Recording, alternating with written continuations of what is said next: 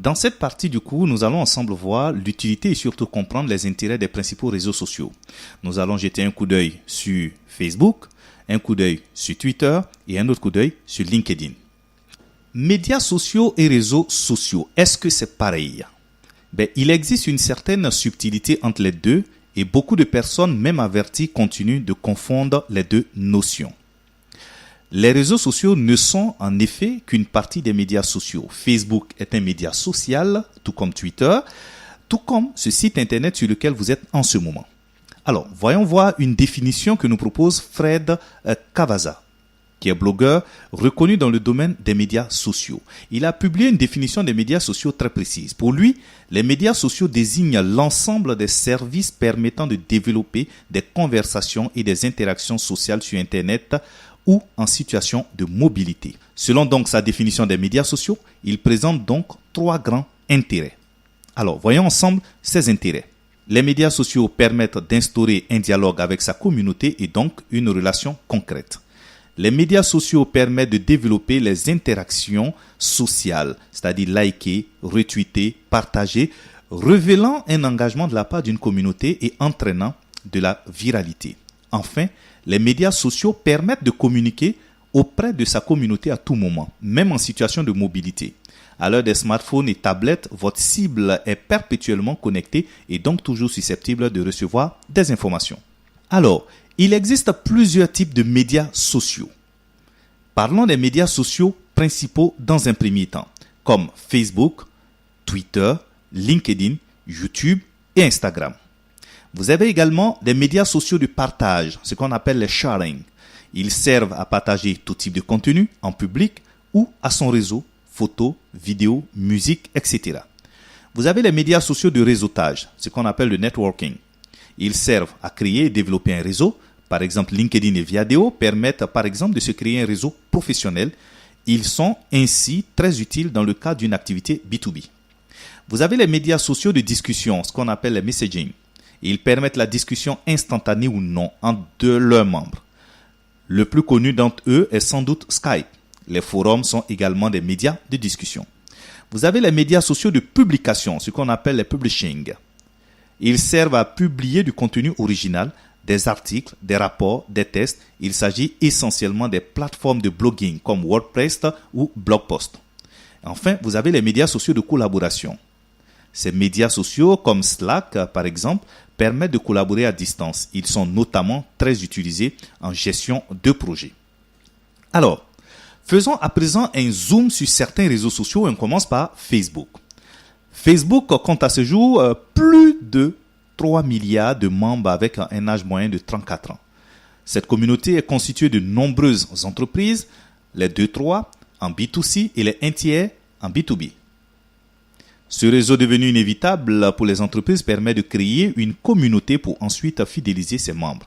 Facebook offre un taux de fidélisation très important. Alors, quelques avantages de Facebook.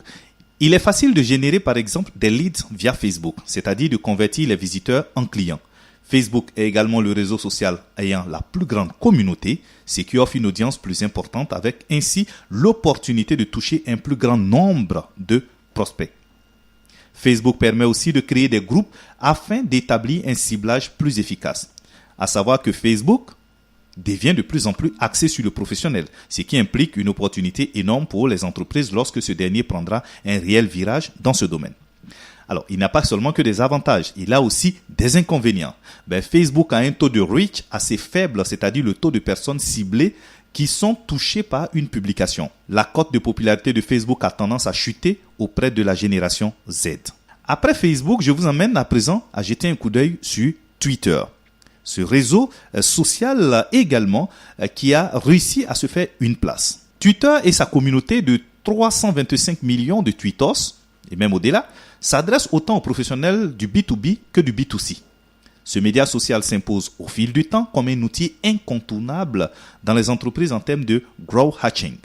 Twitter permet de se placer comme ambassadeur d'une marque ou encore comme expert dans un domaine en partageant des informations ainsi qu'en donnant son avis à toute sa communauté de followers. Alors, quelques avantages de Twitter. Twitter permet par exemple d'augmenter sa visibilité sur le principe du donnant-donnant. En partageant du contenu intéressant à ses followers, votre communauté va repartager votre contenu. C'est un principe équivalent du bouche à bouche.